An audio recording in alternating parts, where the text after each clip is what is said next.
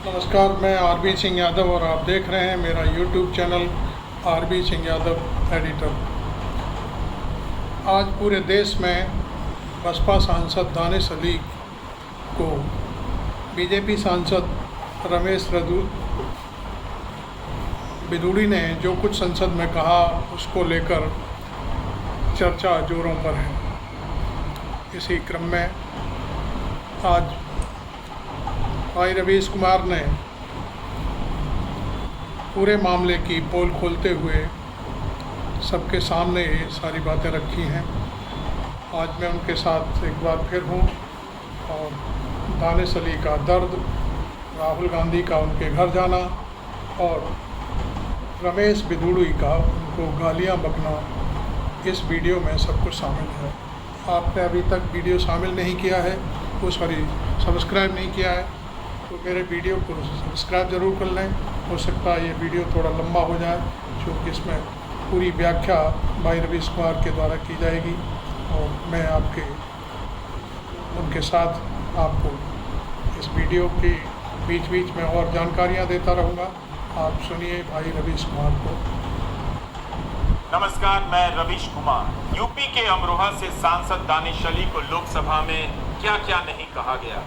बहस तो चंद्रयान की सफलता पर हो रही थी, मगर बीजेपी के एक सांसद इस हद तक चले गए कि मजहब का नाम लेकर विरोधी दल के सांसद को निशाना बनाने लग गए। बसपा सांसद दानिश अली को जिस तरह से बोला गया, मेरी राय में उन्हें लोकसभा की सदस्यता से इस्तीफा दे देना चाहिए। कायदे से बीजेपी के जिस सांसद ने उनके साथ अभद्रता की है, उनके खिलाफ भी कड़ी कार्रवाई होती और उन्हें निलंबित कर दिया जाता, लेकिन इसका चांस कम है।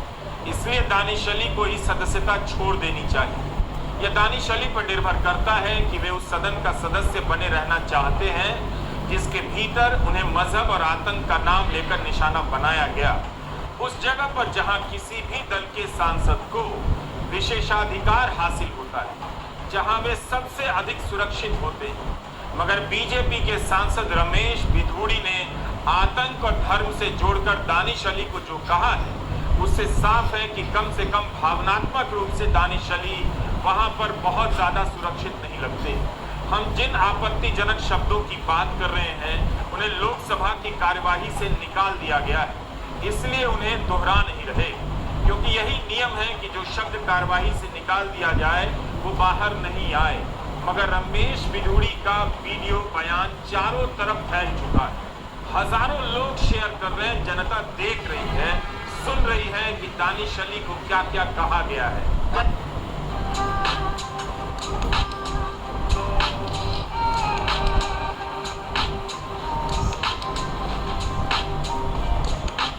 क्या क्या कहा गया है। की घटना का संज्ञान लेते हुए जो उचित कार्रवाई वो करेंगे। मैंने नोटिस दिया है, क्योंकि सब चीज रिकॉर्ड में है और ये पहली बार हुआ है कि एक चुने हुए सांसद के खिलाफ इतनी अमर्यादित भाषा,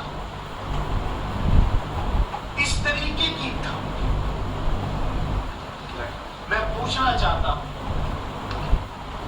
क्या आरएसएस की शाखाओं में, क्या प्रधानमंत्री नरेंद्र मोदी जी के नए भारत की प्रयोगशाला में कैडर को यही पढ़ाया जाता है?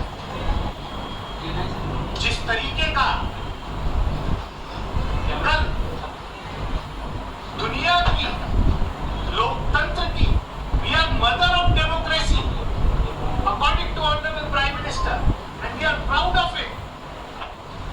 उस मदर ऑफ डेमोक्रेसी के टेंपल में एक चुने हुए सांसद के खिलाफ जिस तरीके के अल्फाज मुल्ला, कटवा,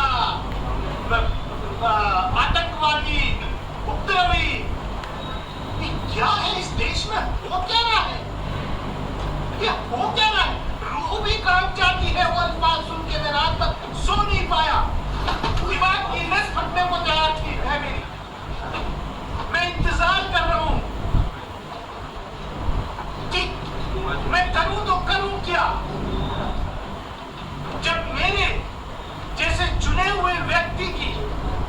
दानिश अली का दर्द आप स्थिति खुद आज सुन रहे देश होंगे, में यह है, उनका दर्द किस तरह तो से एक फूट आम रहा है आदमी उनकी की आवाज़ स्थिति में। क्या हो।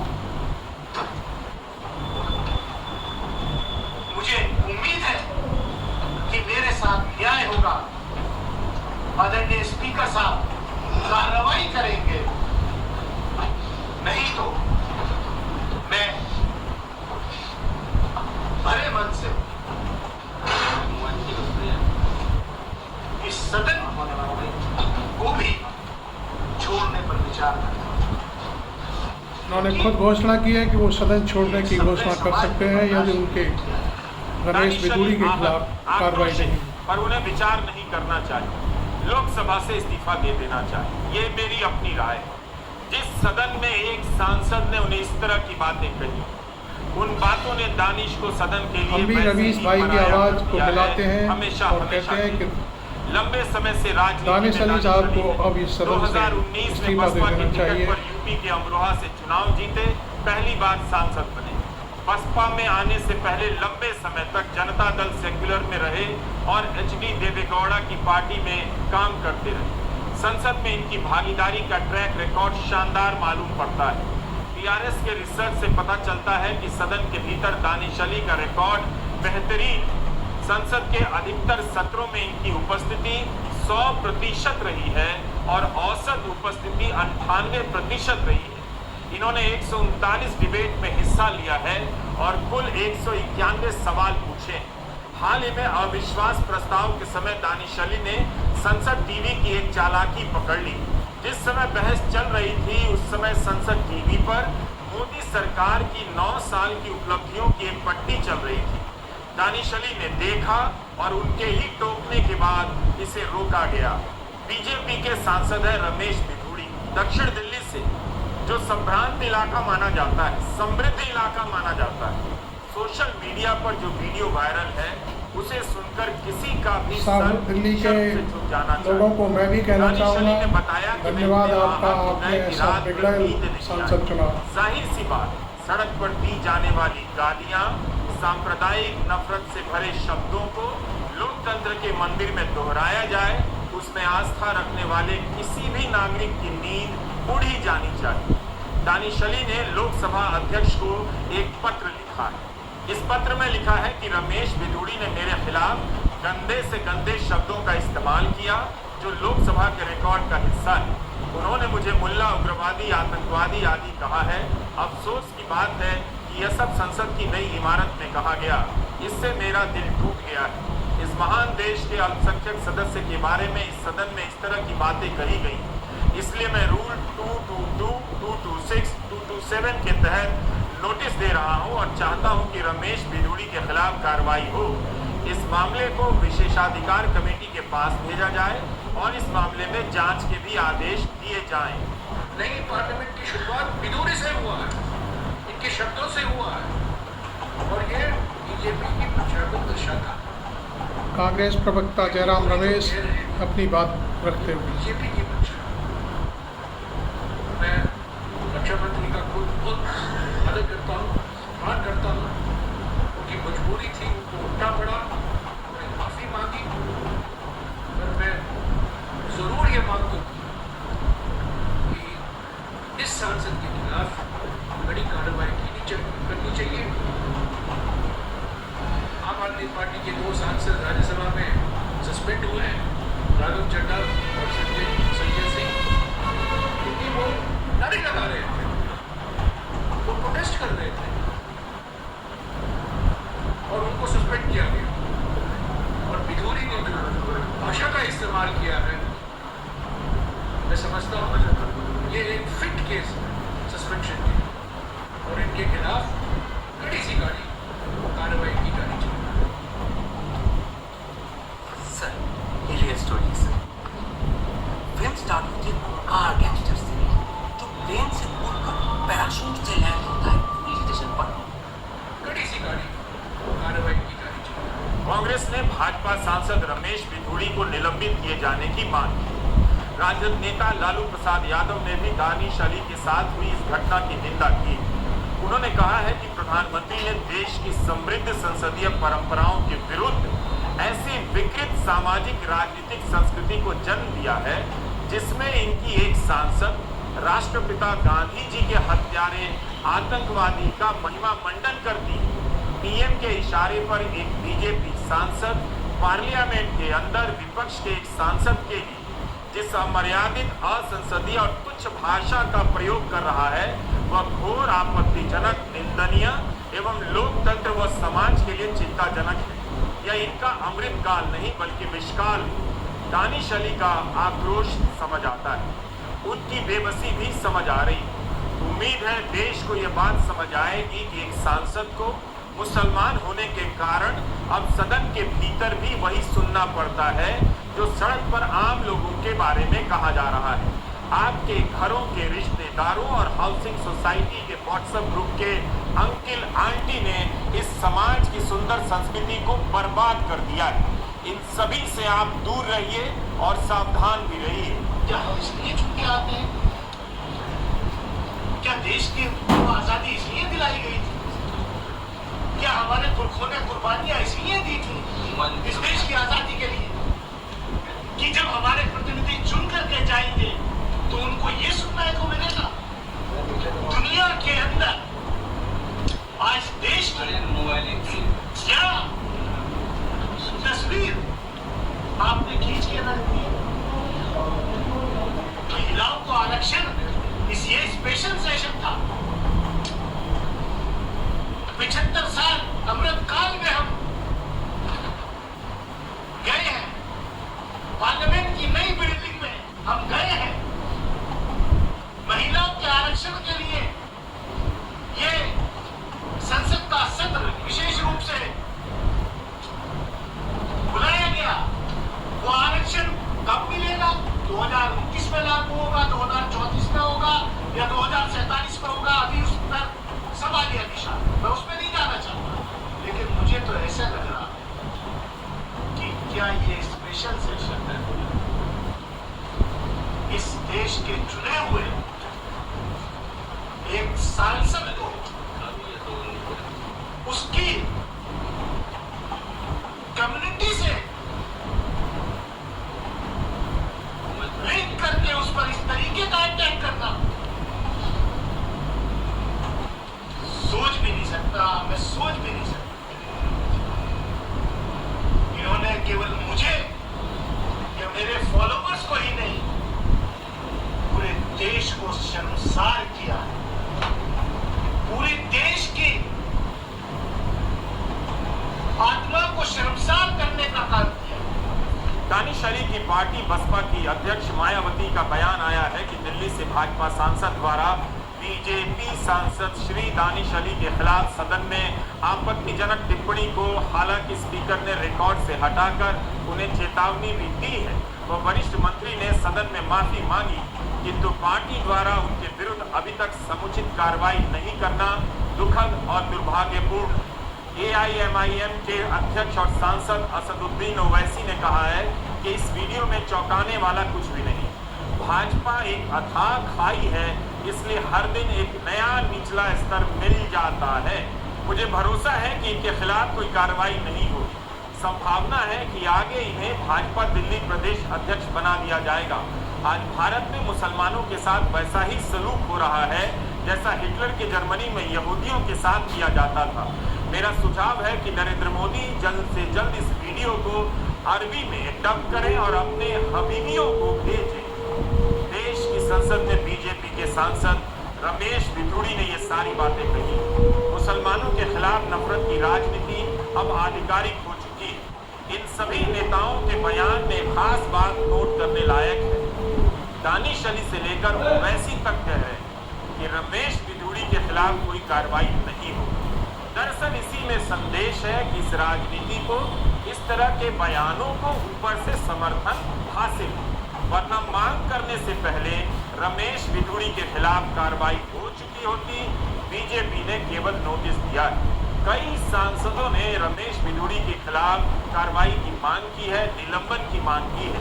पीटीआई की यह खबर है, लोकसभा अध्यक्ष ओम बिरला ने रमेश बिधूड़ी को चेतावनी दी कि अगर दोबारा ऐसी हरकत हुई तो कड़ी कार्रवाई होगी।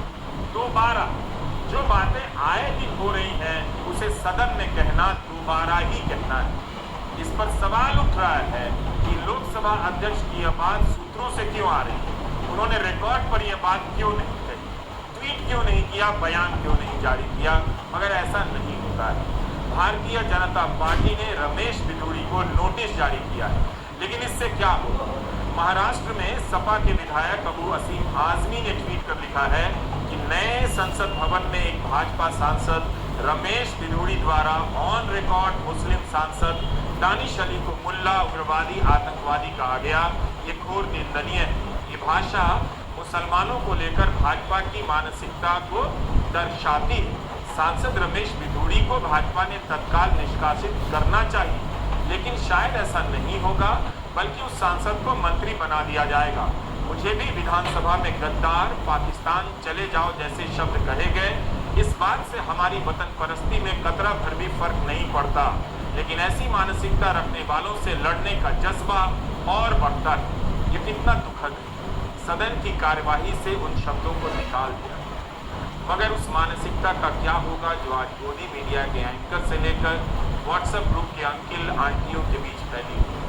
वहाँ ये सभी शब्द पूरी तरह से मौजूद हैं, इस्तेमाल किए जाते हैं, और दानिश नहीं तो किसी और के खिलाफ लगातार इस्तेमाल हो रहे हैं। सदन में जब बीजेपी के दक्षिण दिल्ली से सांसद रमेश बिधूड़ी ने 3 बार 4 बार दोहराया तो किसी को यकीन नहीं, मगर वे रुक नहीं रहे। आतंक के बाद धर्म से जोड़कर बोलने लगे। इसके बाद बाहर आकर देख लेने की बातें भी कही। एक मौके पर वो दानिश को बाहर फेंकने की बात करते हैं, कहते हैं कि मेरे सामने खड़ा हुआ तो मैं बोलने नहीं दूंगा। रक्षा मंत्री राजनाथ सिंह ने इसके लिए माफी मांगी। कहा है कि अगर विपक्ष का कोई सदस्य इस टिप्पणी से आहत हुआ है तो मुझे अफसोस कमाल। अगर कोई सदस्य आहत हुआ है तो इतने बेमन से माफी ही क्यों मांगे। क्या रक्षा मंत्री को यह लगा कि इतना सब कहने के बाद दानिश अली या कोई भी आहत नहीं हुआ होगा? क्या रक्षा मंत्री खुद आहत नहीं हुए? अगर ये माफी है तो इस माफी का क्या मतलब? आप सोचिए, अगर यही सारे शब्द दानिश अली ने कहे होते तो आज उनके साथ क्या हुआ। लोकसभा से निलंबित तो कर ही दिए जाते। मोदी मीडिया पूरे देश में दानिश अली के बहाने न जाने कितनी बड़ी आबादी को दुश्मन के रूप में स्थापित कर देता और आपके बीच नफरत फैला देता। पहले तो संसद के बाहर ही होते थे, अब संसद के अंदर भी मारने की धमकियां दी जा रही है। बाहर तो बहुत बार नेताओं ने, फिर मंत्रियों ने सब लेकिन ये सोचना पड़ेगा कि हम इस देश को अमृतकाल में किस तरफ ले जा रहे हैं। जिस वक्त बीजेपी सांसद रमेश बिधूड़ी दानिश अली को लगातार बोले जा रहे थे, उस समय अध्यक्ष की कुर्सी पर कांग्रेस के सांसद कोडिकुन्नील सुरेश थे। उन्होंने कहा कि मैंने सुनिश्चित करवाया है कि बिधूड़ी की टिप्पणी हटा दी जाए। राजद सांसद मनोज झा ने ट्वीट किया है, ये है अमृतकाल का हमारा नया पार्लियामेंट और ये है हमारे महामानव के उत्कृष्ट दर्जे के सांसद। पूरे वसुधैव कुटुंबकम की नग्न सच्चाई अपने शब्द और भाव से भाई साहब ने प्रकट कर दिया। जय हिंद। उस वीडियो को हमने भी देखा। जब रमेश बिधूड़ी हद से बाहर जा रहे थे तब पीछे बैठे पूर्व स्वास्थ्य मंत्री हर्षवर्धन और पूर्व कानून मंत्री रविशंकर प्रसाद हंसते हुए नजर आए। आप ये वीडियो देख सकते हैं। इस पर हर्षवर्धन ने ट्वीट कर लंबा चौड़ा बयान जारी किया है। उन्होंने इस बयान में लिखा है कि 2 सांसद एक दूसरे के खिलाफ असंसदीय भाषा का इस्तेमाल कर रहे थे। फिर आगे जाकर उसी पत्र में यह भी लिखते हैं कि उन्हें शोर शराबे में साथ साथ पता नहीं चल रहा था। सवाल है कि दानिश अली ने ऐसा क्या कहा होगा, क्या कहा भी है। एक्सप्रेस में दानिश अली का बयान छपा है कि बिधूड़ी ने जब प्रधानमंत्री के बारे में कहा तो मैंने उन्हें टोका कि कोई भी प्रधानमंत्री के बारे में इस तरह की बात नहीं करता है। उसके बाद वे अनाप शनाप बोलने लग गए। खैर, हम पूरा पत्र तो नहीं पढ़ रहे हैं डॉक्टर हर्षवर्धन का, लेकिन उनके पत्र का एक बड़ा हिस्सा जरूर पढ़ेंगे। हर्षवर्धन लिखते हैं कि मैंने अपना नाम ट्विटर पर ट्रेंड होते देखा है, जहां लोगों ने मुझे इस दुर्भाग्यपूर्ण घटना में बेवजह घसीटा है, जहां 2 सांसद सदन में एक दूसरे के खिलाफ असंसदीय भाषा का इस्तेमाल कर रहे थे।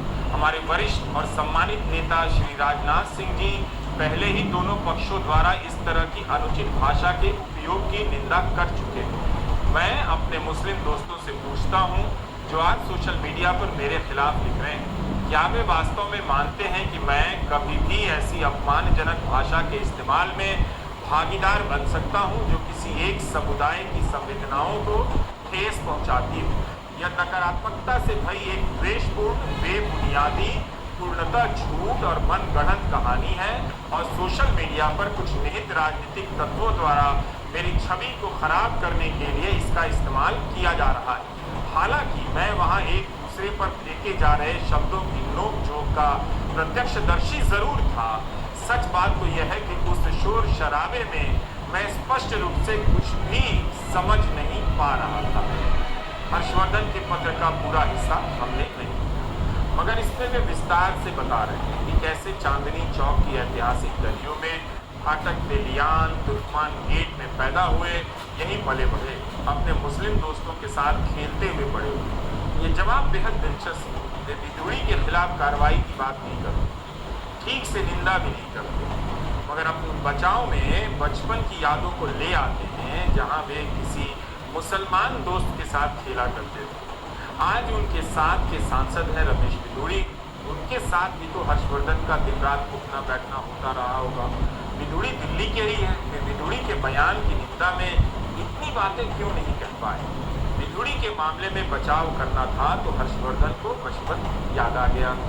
लोकसभा की यह घटना साधारण नहीं है, मगर इस पर भी प्रधानमंत्री की चुप्पी इसे साधारण बना दी।